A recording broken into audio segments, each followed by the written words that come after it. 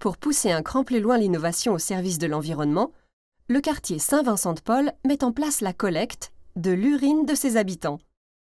Et surtout, il la valorise. Car oui, l'urine, c'est une matière riche en nutriments et particulièrement en azote, potassium et phosphore.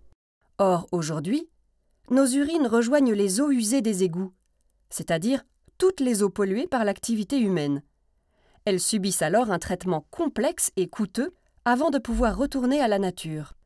Mais quel gâchis!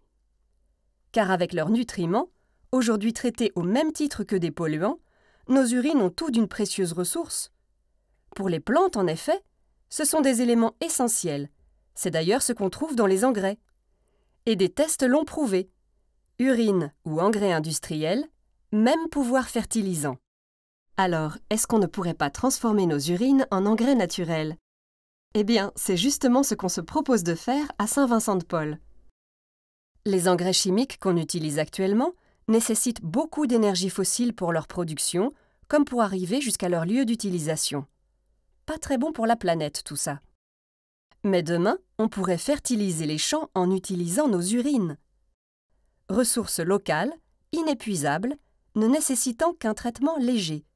Cela réduirait la pollution des sols et de l'eau. Comment on fait? Eh bien, dans les 600 logements, on installe des toilettes à séparation d'urine. Un petit trou caché à l'avant de la cuvette permet de collecter le précieux liquide.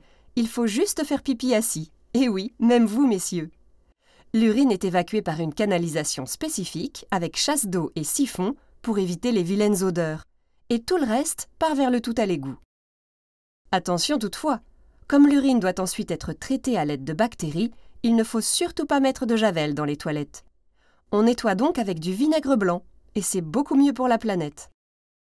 Toutes ces canalisations se rejoignent sous la chaufferie où est installée une petite station de transformation. Stockée hermétiquement à son arrivée, donc toujours pas d'odeur, l'urine y est d'abord filtrée à l'aide de charbon actif, ce qui permet de la nettoyer des résidus de médicaments qu'elle peut contenir. Elle est ensuite concentrée dans un distillateur à haute température pour éliminer les micro-organismes pathogènes. Au final, on obtient un engrais dans lequel il ne reste que les précieux nutriments et qui ne sent rien du tout. Un engrais qui sera ensuite utilisé par le service des espaces verts pour fertiliser sa pépinière et les pelouses de la ville de Paris.